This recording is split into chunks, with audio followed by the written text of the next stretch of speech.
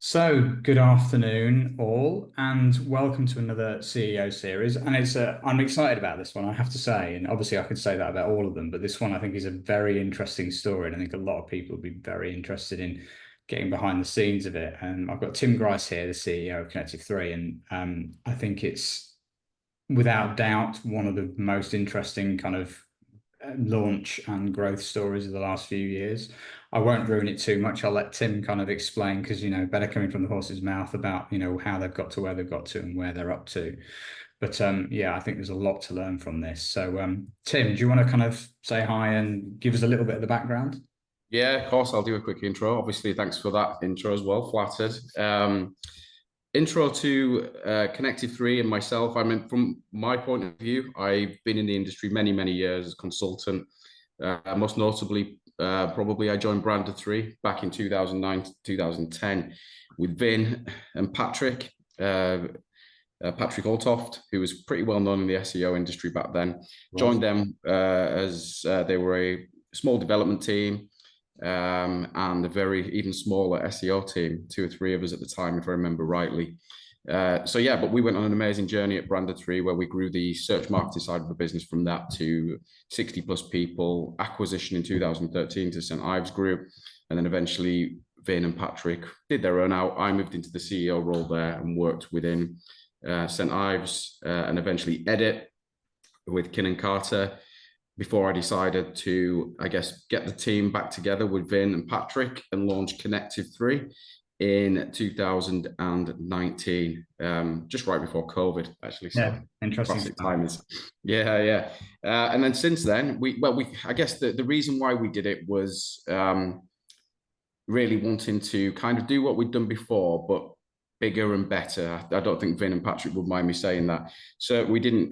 We were very organic focused at Branded3. With Connected3, we want to be more performance focused and bringing on the paid side of the business too, because there was real synergies in connecting the organic and the paid side, and they both had a massive value.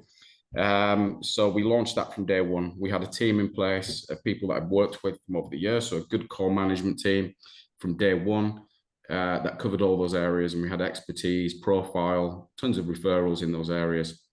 And since then, kind of in a nutshell, we've gone from zero to nearly 100 people in the business, just over actually, I believe, at the minute. In 4.5 years. So that's where we've come to. All service areas have grown really well. Paid media took a little bit longer to get going, but then contracts for paid media take longer to come around. But that's growing really nicely as well. So we have a nice rounded agency focusing on pretty much every digital acquisition channel that you can have. So yeah, it's been fun, and then lots obviously going on in the future as well. Yeah, no, of course. And I think, lots of people will, doff their caps to that journey to get to 100 people, and particularly obviously when you've done it as well, because there's no doubt that, it's probably been one of the most tumultuous periods in business history, 2019 to 2024. So there've been a few macroeconomic challenges through that, haven't there? So, I mean, I guess the first question that I should ask is, like, has the journey been as easy or more difficult than you thought it might be? And I guess what are the couple of kind of really key things that always stand out in your head as being the things that you've learned through that? I think I think when you first start up, you're filled with optimism and excitement, aren't you? So you don't really think about kind of what's ahead. You just can't wait to get going and get things moving. We set out our stall fairly early on when I think we published our press release when we launched and said, we want to get to 200 people in X amount of years. So we were fairly ambitious from day one. You always think in the back of your mind, having done it before as well, it's not going to be that easy. There are all kinds of challenges that are thrown up. In terms of the difficulty of it, yeah, we've had some big things happen like COVID and things like that. So the initial challenge for us was actually how do we grow this business when no one is in the office? Because Yeah. to us at the time, that was completely alien to us. So that was like, well, how do we build the culture? How do we keep people training and developing their skills? So that was our first biggest challenge. And it was surprisingly, I would say, not easy, but it was easier than what I thought it was going to be in terms of everyone kind of adapting to that. So that was okay. But the initial challenge was look, we're trying to build a culture and propel the business forward. And that was kind of the first challenge. You have to hire good people. I know everybody says this, but it's if I'm talking about like the difference in kind of things I've learned, you have to hire, particularly in a remote environment, you have to hire people that are really passionate about what they do, whether they're working on PPC, whether they're working on SEO, whether it's PR. They have to be really passionate about what they do, particularly in this environment, because you don't have the office to, keep people going and motivate them. They have to be really self-starting. So I think in terms of challenges, finding those people, especially in the COVID environment, was tough. Sure. Yeah. Yeah, And really. sorry, there was no lived experience out there, was there, in terms of how to handle that at the time? So it must have been a challenge for you. It was a challenge, and the market was just at first anyway. No one wanted to move. There was furloughing going on. People were nervous about joining businesses that they know may or may not be struggling at the time with what was happening around them. So there was a lot of reluctance in the market to switch at all. So it was a real slog early days trying to scale and grow and bring in the right kind of people. We're quite strict on our kind of interview process, and we're really kind of picky about what we want and what we don't want. And that was a challenge, I would say. And so looking back at that period now, it is hindsight is a wonderful thing, isn't it? It's the best teacher and all that kind of stuff. What advice would you give your old self now back then, if that makes sense? Do you know what I think? When you're starting, I mean, there's lots, but I think when you start in a business, everything hits hard because you're trying to grow, your numbers are thin, you've don't have a lot to play around with. You're not a big business with tons of cash in the bank, and every client pause, delay, lost client, lost person within the business hits really, really hard. And I remember it being not just for me, but the management team as well, or some of them at least, really stressful period where it would panic us, worry us. We made some decisions probably on the back of that panic and worry that we didn't need to, knee-jerk decisions. My advice to myself would be, give yourself time to really let things sink in and think about them and don't react. There's a couple of things early days that I particularly did or pushed on or took action on quite early, which is typically me, to be honest with you, which I wish I'd have just hung back a little bit. And it's okay saying that, isn't it? Because if you don't win the next client or you don't win that pitch you're going for the week after, then obviously that changes things again. But it turned out for us anyway that actually we came through things a lot better than what we thought we would do. So not to be too negative and not to panic. I think I wish I'd have done that better early days. I made some decisions that probably weren't the best at the time. Yeah, the head rather than the heart kind of decision-making process. Oh, absolutely. Yeah. It was just the nervousness of, I think you want to get everything right, don't you? So you've started this business, it's your baby, and you want to make sure everything's perfect. So every little thing that goes wrong, and it does I'm big thing all the time, still does. You want to jump on and fix straight away, but actually sometimes it's counterintuitive, and it can actually give you a lot of stress as well because you're constantly up and down. Yeah. And so like that's a really interesting point. I think a lot of people will be really leaning in on that. So like if you think about some of those problems, like if you can pick out one or maybe two of the biggest ones, like which ones are you most proud of solving? Oh, good question. Let me try and think now. I think I don't know if pride comes into it. It's just it's constant learning, isn't it? But early days, we just want the clients. So you just want the revenue in. And we kind of did that at the expense of having solid contracts, deliverables, KPIs. And then with that, as you start to grow, comes actually unprofitable in certain areas, or people are stretched on the other side of it. Things were causing problems because the KPIs weren't clear. So I think what we've managed to do and get right now is our contract side of the business, very clear KPIs and very clear objectives with the teams, which just makes life so much easier. Early days, you take everything and you do as much as you can.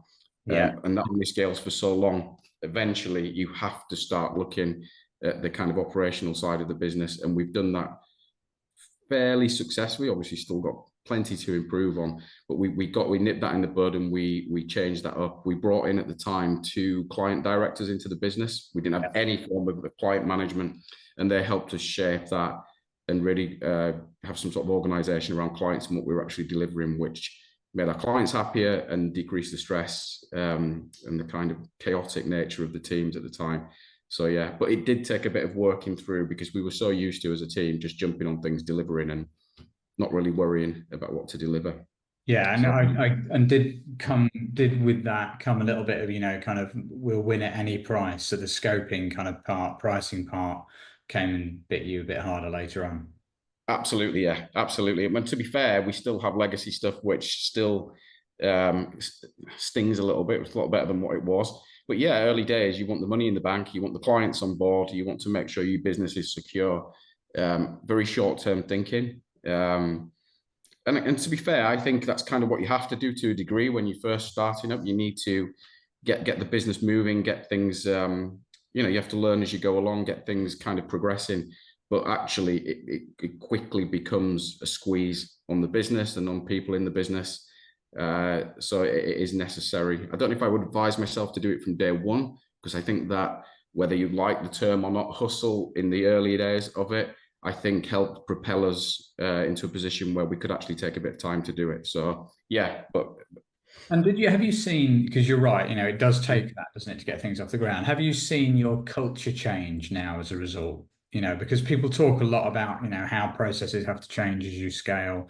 But have you seen culture have to change as well to kind of keep up with that change from a yeah, culture's a funny one, isn't it? Because yeah, it's kind of what is culture and what does it incorporate. But I think when you do naturally build more processes into a business, people do become more process driven, and it can quite easily kill that entrepreneurial, even creative side to people as well in terms of the job. So yeah, I think we naturally have seen it change as you grow in headcount and in the people you bring into the business. That brings different dynamics to the culture. Not everyone's going to be a founding director with that sort of tenacity and kind of view of the world. So the culture does change naturally. We're trying to balance it. I think for me, it needs to be a balance between, yes, being operationally, as good as we can be, but still having that kind of freedom and kind of entrepreneurial feel to be able to test things, do things different, take a chance on things. I wouldn't ever want the culture to be for our people to be scared of doing anything or taking a risk and looking at something, obviously within reason. So we try and balance it, but I think naturally it does change. Yeah, the bigger you get, it changes. The more processes you get, which have to be there, it does, become a little bit more corporate, I guess. Although I still think we're a million miles away from a corporate Yeah, culture. I'm sure you Yeah, are. No, you've got a bit of a way to go. Yeah, yeah, for sure. yeah, yeah, I absolutely. mean, so what right now then is on your mind? Because obviously, a lot of people will have experienced the first 10 people, the first 20 people, the first 50 people. But like what's on your mind now as a priority and what's perhaps, keeping you awake at night, inverted commas, whether it actually is or not, what's top of mind? So we've been on this journey where it's growth, growth, growth, and it still always is. That never really goes. That is our culture. Uh, and every single year up until probably this year, we've been really good at winning clients, plenty of new business, pipeline full, almost taking it for granted a little bit, which sounds really, I don't want that to sound arrogant, or it was just the fact that we were just on that journey, delivering 60, 70% growth every year. This year's been it's been a stabilizing year. We've had some growth, but nowhere near the same level as years before, being completely honest. Yeah. But it has given us a bit of time to think about what that looks like now in terms of the future. So what's on my mind at the minute really is how we then scale to the next stages. We've always been ambitious. So we've always thought, it's never been about build a 100-person agency, flip it, and then move on to the next one. That was never part of the thinking or the plan. So now we're looking at actually what skills are we missing? So one of the things I'm looking at and thinking about a lot is what skills are we missing, or what skills do we need to scale on faster, and therefore looking at other options to do that other than organic growth within there, whether it's acquisition, bringing in teams of people, that kind of thing, to do all that kind of thing. Key areas for me at the minute are, again, creativity, which we think is going to be massive across organic and paid in terms of driving performance. And then same as everybody, AI and tech. And I won't lie to you, I'm still trying to get my head around it. I'm not the best person. I'm not a techie. That's not my background. But we are putting in initiatives across the teams, and centralize in an area to really help us focus on building that into our current suite of tools and building more tools out of the back of that with AI in mind. So they're two areas I'm looking at, kind of how we can bring the skills into the business to grow, and how we can actually use AI to improve our reporting and insights tool suite. So Yeah, and I yeah. think, you're right. Nobody, irrespective of how confidently they say it, really knows what AI really means to everybody. What is your view of, like, how are you viewing it at the moment, and what are you thinking about when it comes to that? In terms of AI, my current, so I'm maybe not as uh, into it as I should be, or as up to date as I should be with certain things. My view on it, from what I've seen so far and what we've tested, is it's a way to deliver more for clients with less horsepower. So we can get it to pick up a lot of the grunt work within the business, whether that's pre-populating reports or generating insights for us without us having to do hours and hours of work behind it. So it's a real time saver, but I'm seeing that as an added value to clients, not necessarily something to replace people or to reduce the size of the Yeah. agency, cost base, whatever you want to put on it. So a real sort of value add to clients. That's how we're seeing it at the minute. It can do the jobs that I think none of us really want to do. I think that's where is it. So a lot of the teams, when they're spending time reporting or pulling data or analyzing that data, no one really wants to do it. They want the finished product and then be able to feedback the strategy to the client. So my view on it is we get more people doing the fun stuff, cool stuff, and Creativity. let AI pick up the grunt work. That's where we're at with it at the minute. I'm sure there's a million more things we can do with it, but that's what we're working on at the moment. Yeah, it makes sense, doesn't it? There's that kind of thought process that, for a long time yet, you're going to need humans at the beginning and the end of the process, right? For Yeah, the strategic and the creative reasons and the QC reasons, actually. But actually, can and how, or how and can you actually, present and change the way that you're doing the middle bit? And I think that, will create efficiency, and whether that, means margin, whether that means, less cost base, or whether that means, more efficiency and therefore better product for clients, that's the balance, I think, isn't it, commercially? But yeah, yeah, nobody absolutely. truly knows, despite the fact that they may challenge you otherwise. But I think that's useful. So I mean, just going back on the point then about what the future likes. Yeah. What does success look like? Where are you going with this? Where do you want to take it over the next 3-4 years?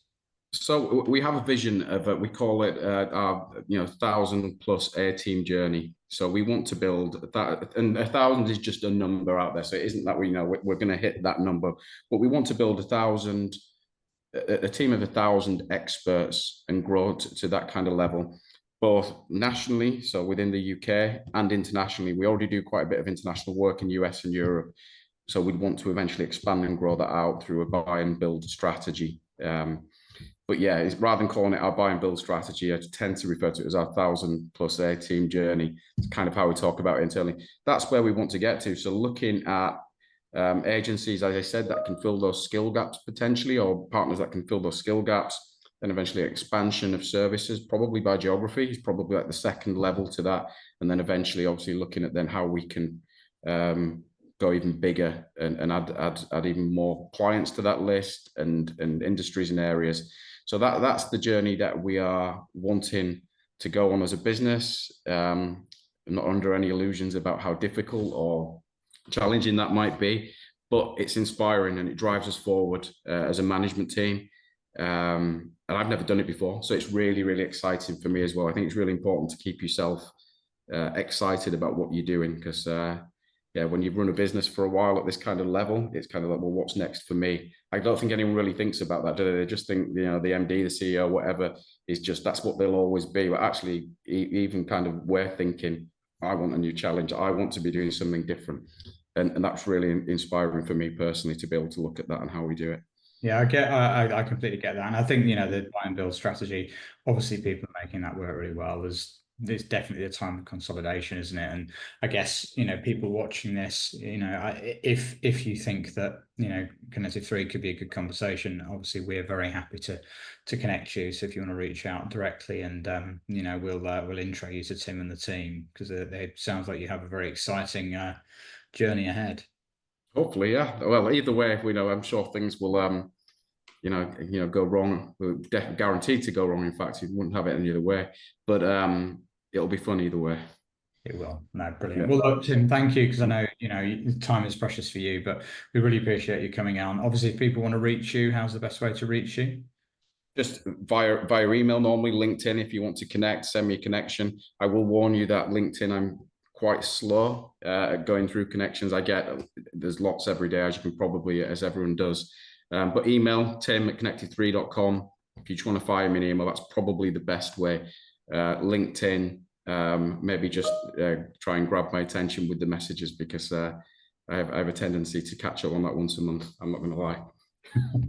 There are other things ahead of that in the priority list. I get it. But Absolutely, yeah. thank you, Tim, once again. And I will look forward to watching that journey. No problem at all. Thank you. Thanks. Cheers.